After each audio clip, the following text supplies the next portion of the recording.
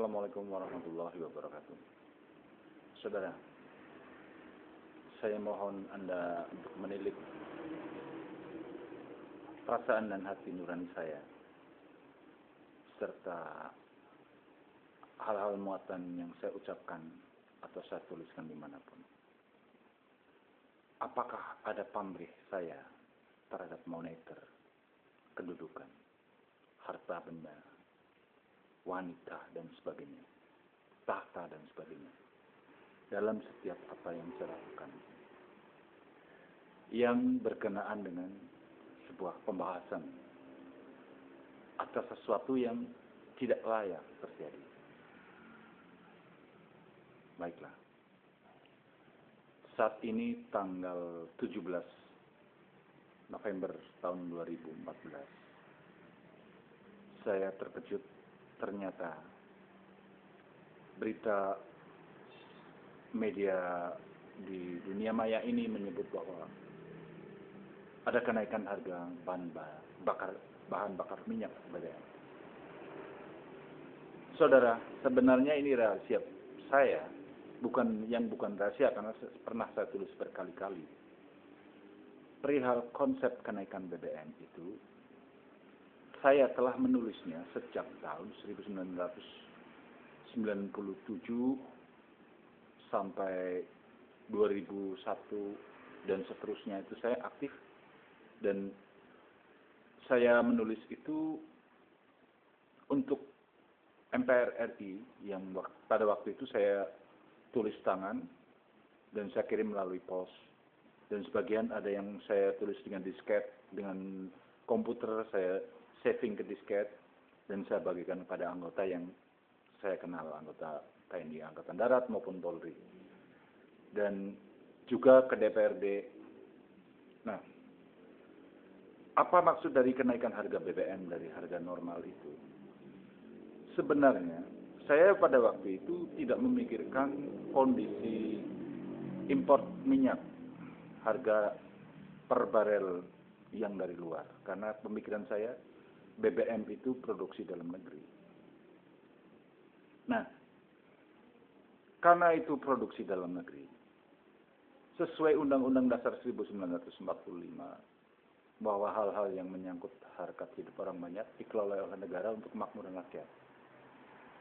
Maka, jika kita ambil contoh, harga BBM itu Rp100, kemudian saya mengusulkan untuk naik menjadi 120 tanpa adanya suatu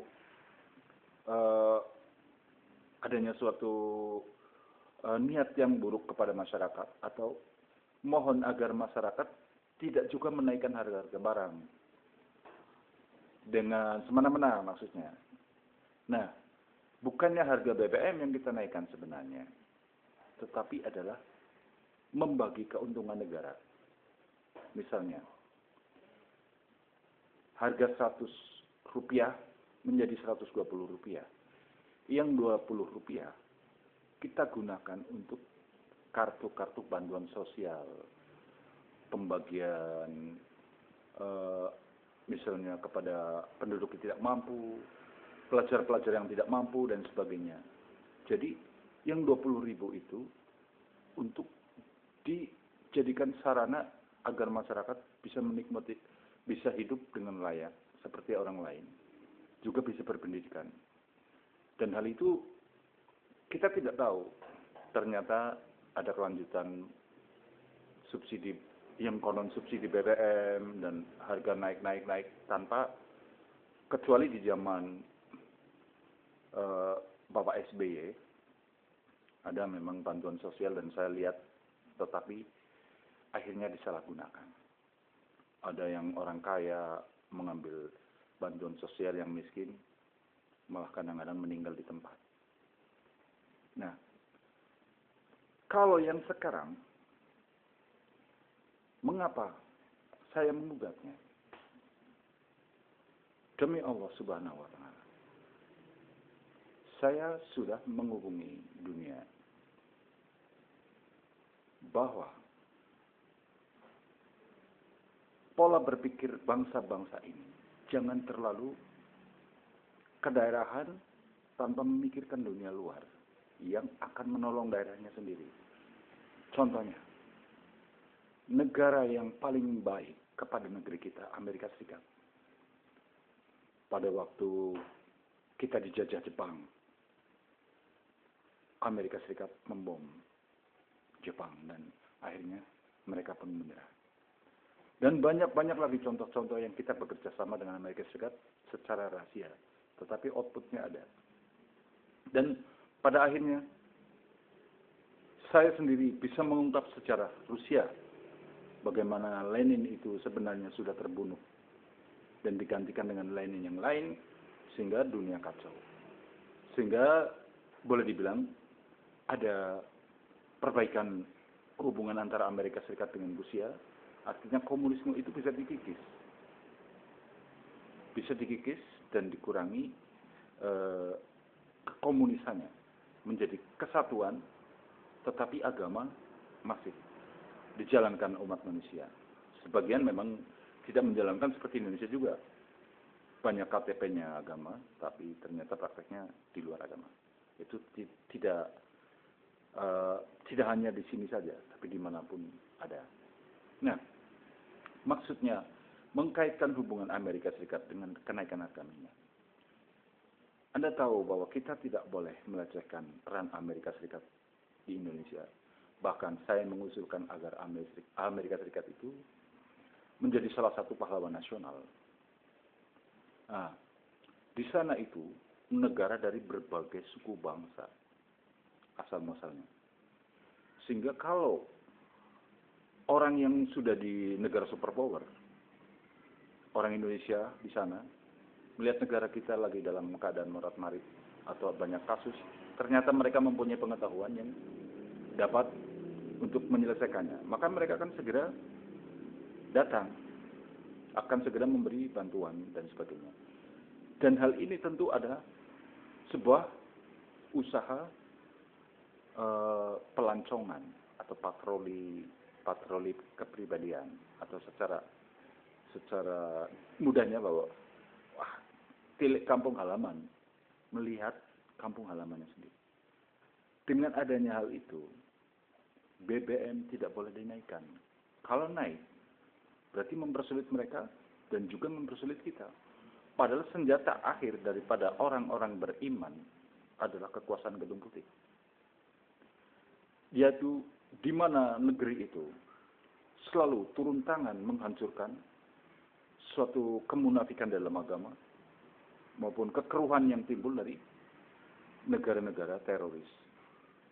Nah, saya sudah menyampaikan ke Amerika Serikat bahwa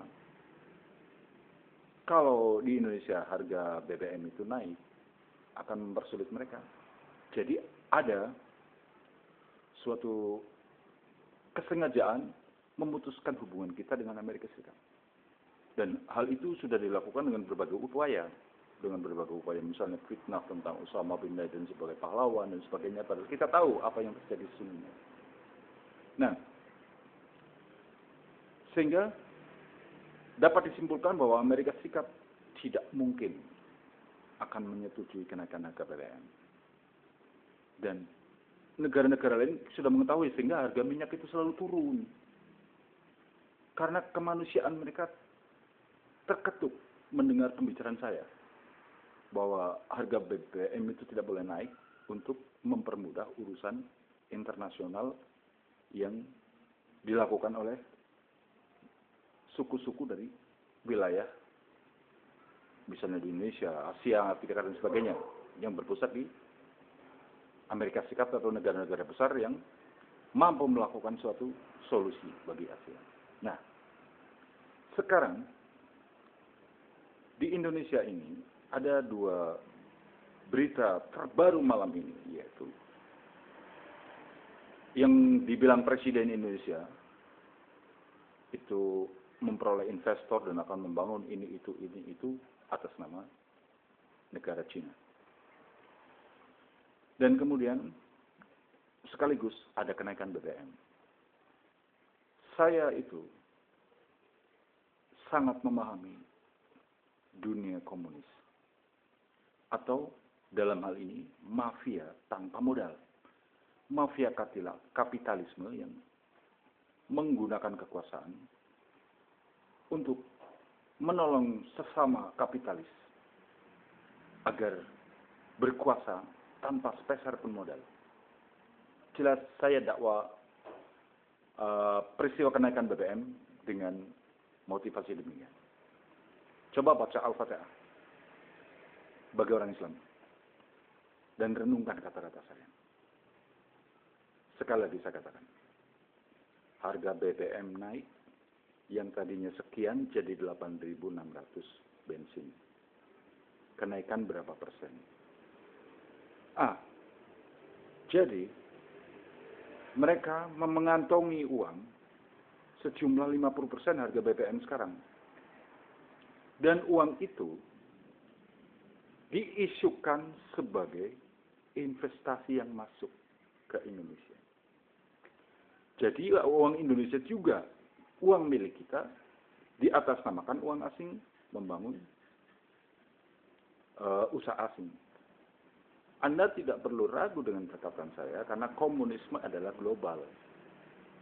Satu komunis di Bandung, dia bekerja sama dengan komunis di Jakarta, Surabaya, Thailand, dan sebagainya. Mereka satu keluarga. Dan hal ini kami sudah mendapat informasi, bahkan ada beberapa pihak komunis yang menyerah pada saya dan mengaku bahwa sebenarnya saya ingin membuat kapitalisme tanpa modal. Sehingga dapat disimpulkan bahwa kenaikan harga BBM saat ini adalah menyunat sebagian kekayaan nasional untuk dimanipulasi, disulap menjadi merek kekayaan asing, sehingga pihak asing itu akan berada di negara Republik Indonesia, terus bekerja dan sebagainya, lama-kelamaan akan yang tadinya Indonesia dibilang hijau, akan dimerahkan. Dan ini bukan pendapat ngawur. Ada bukti dan fakta otentik. Saya mengatakan bahwa di kota saya, Purbalingga, kota sudah dikuasai oleh komunis. Pertama, dari kode 5331, itu kode pos Purbalingga. Di mana setiap ada kode 5331, mafia sudah memantau apa yang dihasilkan oleh surat menyurat atau apa, dan mencapok. Dan itu semakin luas. Dan ternyata mereka itu bukan manusia, karena mereka penjelmaan kekuatan yang dapat menjelma sebagai manusia. Dibuktikan bahwa setiap mereka kalah dengan saya, karena setiap hari mereka melakukan suatu santet, dan saya berdoa, pikir, balik. Orang yang melakukan itu berwujud menjadi sebagian tubuhnya, wajahnya menyerupai babi. Dan itu lebih dari satu orang di dalam satu tempat. Dan kemudian, dari hari ke hari, saya mendapat perlakuan itu dan saya selalu menang. Menang artinya, apa yang dilakukan oleh mereka, saya kembalikan dan mereka berubah menjadi wujud aslinya dan kemudian sejenak hilang, kemudian menjadi masyarakat lagi. Nah, tapi tetap saja kegiatannya tidak berubah, yaitu selalu berusaha untuk mentaati asing. Karena mereka adalah roh-roh atau wujud santet berupa manusia yang dari orang asing. Dan Anda harus percaya itu. Karena kalau Anda beragama, Anda harus percaya bahwa pada waktu Nabi Adam turun ke dunia, juga dibuntuti oleh setan yang akan menggoda. Dan setan itu mampu melakukan suatu perubahan fisik. Karena dia itu mendapat bekal itu apa saja untuk supaya manusia itu bisa hancur imannya. Dan kalau Anda tidak mempercayai hal itu, Anda sama saja tidak mempercayai agama Anda. Nah, kemudian bukti-bukti lain. Masyarakat di kota Purbalingga ini, hanya sekian persen yang menjadi pegawai negeri, selebihnya pedagang. Dan itu dapat dihitung. Dagangan itu untungnya berapa. Dari sepintas saja kita tahu. Ada yang sangat laris dagangannya. Ada yang selalu sepi. Tapi ternyata mereka bisa hidup seperti orang yang lain. Seperti layaknya sehari-hari itu mereka memperoleh uang seperti mujizat luar biasa. Dan itu sangat tidak logis. Artinya mereka tidak bekerja kepada pemerintah, tapi memiliki income yang sama dengan pendapatan pegawai negeri yang bisa untuk menghidupi kehidupannya bahkan lebih dari korporat. Nah, itu pemantauan kekayaan itu tidak membuat kita tuh menyangka bahwa mereka tuh dapat uang dengan cara apa, tapi mereka memang tidak ada bentuknya selain tidak ada kegiatannya, tidak bisa memperoleh apa-apa dari negara maupun dari mana. Hanya mereka memang berwujud kekayaan manusia dan itulah syaitan. Nah, kegiatan mereka hanya membuat kita beralih pikiran. Ada yang beralih pikiran ke masalah teroris, ke ini, ke itu. Tapi pokok pada intinya adalah masuknya kekuatan asing negatif yang akan lolos dengan mudah jika kita terpancing oleh kaum iblis itu. Nah, di samping itu kita tahu satu, kita amati mereka tidak punya penghasilan tapi hidup seperti orang berpenghasilan. Kedua, saya selalu terlihat dimanapun orang melihat saya tidak pernah bergaul dengan prostitusi atau tukang yang penjahat-penjahat bagaimanapun, tidak ada. Dan saya juga tidak pernah dilokalisasi. Saya tidak pernah berada di lokalisasi yang bersama wanita-wanita itu. Kecuali zaman dulu, tahun 95-an dan sebelumnya saya bermain band. Saya pemain band, saya pemain bass, gitaris juga, kadang-kadang audisional, drum dan gitar. Dan keyboard. Jadi ketika orang-orang itu tahu aktivitas saya, tetapi selalu mereka menuduh di depan saya bahwa saya ini germo, saya apa. Apa yang membuat mereka mengatakan hal itu? Jadi melihat yang benar dianggap yang salah. Dan bahkan kadang-kadang dianggap pencuri kendaraan bermotor dan sebagainya. Jadi akhirnya saya tahu bahwa apa yang dituduhkan kepada saya adalah perbuatan mereka. Karena saya tahu mereka ada yang mendakwa saya germo. Ternyata pernah di depan saya sedang dipijat oleh orang laki-laki di rumahnya sendiri. Ada suaminya sehingga rumah tangga mereka sering bentrok. Dan itu orang-orang seperti itulah. Dan yang menampakkan perilaku-perilaku yang tidak bermoral itulah yang mengatakan saya yang negatif dan sebagainya. Dan itu lebih dari satu kepala keluarga, hampir menyeluruh. Jadi politik kiri itu sudah ada di dalam masyarakat. Dan politik itu, kalau kiri yang dimaksud kiri adalah gaya PKI itu, dan tujuannya cuma satu, mentaatkan negara Republik Indonesia kepada Cina dan Rusia komunis. Jadi aktivitas mereka hari-hari ini dan selanjutnya masih akan tetap demikian dan tidak bisa dihadapi oleh siapapun kecuali dengan filsafat. Anda harus percaya bahwa mereka bukan manusia. Jadi menghadapi mereka bukan dengan fisik, dengan hukum, dengan politik. Doa. Percaya kepada apa yang saya katakan. Bahwa mereka hancur. Karena Anda melihat mereka orang Jepang, tetapi sebenarnya mereka bukan orang Jepang. Misalnya Anda melihat mereka, itu penduduk Jepang. Misalnya Anda melihat bahwa ada penduduk Jepang, orangnya sipit, putih, dan begini. Itu hanya pengetahuan Anda, tapi nyatanya mereka bukan manusia, bukan penduduk Jepang. Dan itu roh atau yang ada wadahnya di tempat lain. Makanya kalau dengan Dengan zikir, dengan apa Anda menyerang Jepang yang akan kena negara lain. Misalnya India dan sebagainya. Anda tahu di India itu orang meditasi. Meditasi dalam hal ini. Meditasi adalah mengirimkan roh kepada targetnya, sasarannya. Misalnya saya dijadikan sasaran orang bermeditasi, maka akan muncul roh menemui saya. Kalau tujuan orang meditasi itu supaya saya hancur, roh itu akan membelit saya dan menghancurkan.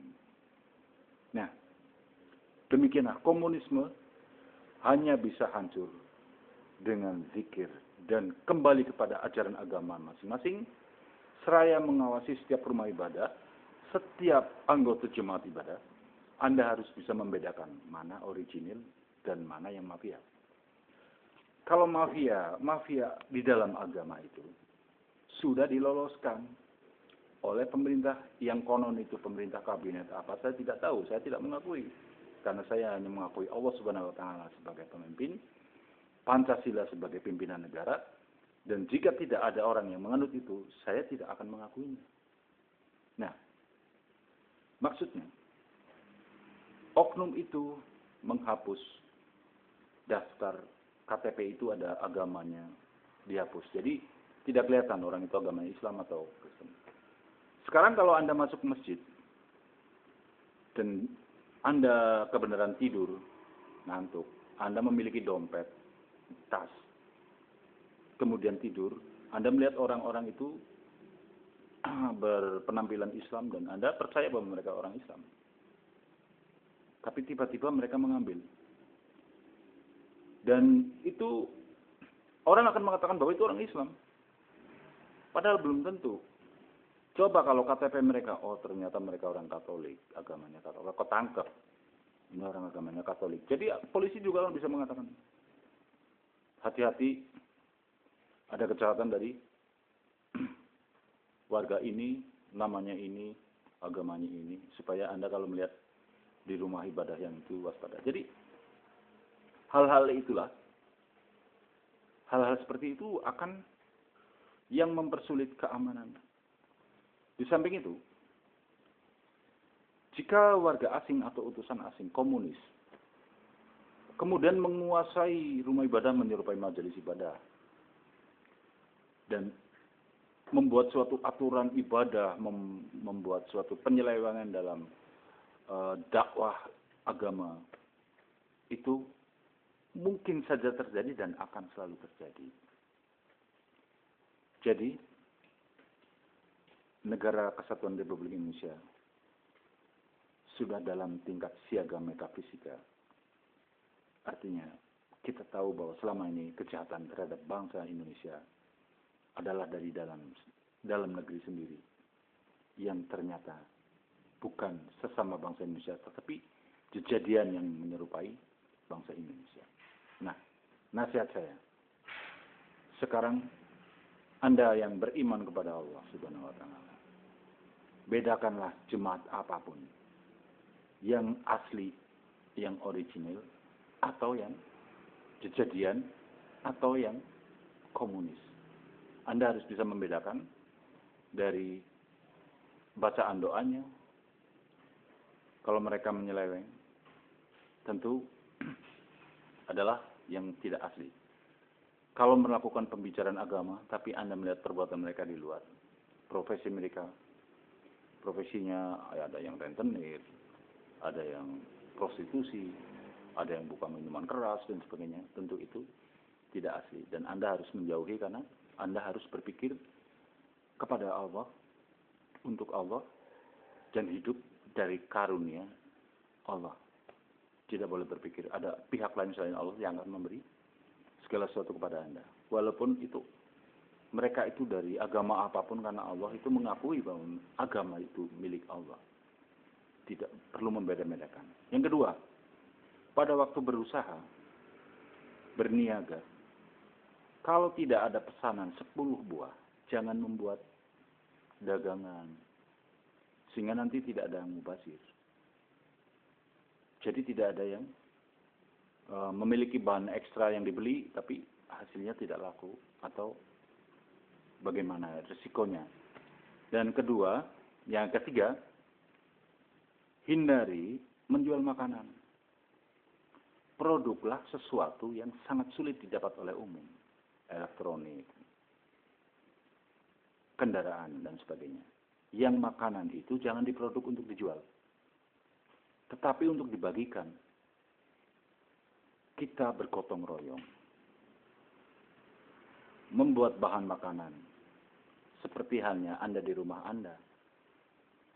Ibu memasak, bapak mencari uang, anak membantu, dan sebagainya. Tapi kalau sehari-hari kan makan bersama. Di dalam negara Republik Indonesia harus ada acara gitu.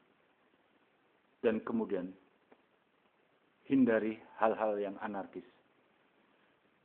Hindari melakukan anarkisme dan menerima anarkisme. Artinya Anda harus beramai-ramai membuang minuman keras dan narkotika. Sebab itulah soko guru dari sekalian anarkisme. Jangan takut menghadapi mereka. Mereka yang mempertahankan. Sebab mereka akan bisa diberi pengarahan. Jika orang banyak, tolong kasihani kami. Kalau Anda mengatakan kasihani kami, mereka akan kasih. Tetapi jika mereka itu tetap berkeras dengan minuman kerasnya, dengan narkotikanya, maka Anda dapat memastikan bahwa Anda sudah berhadapan dengan iblis dan penyembah iblis. Memang salah satu syariat atau syarat untuk berhubungan dengan iblis adalah hal-hal seperti itu. Dan itu tidak segan-segan.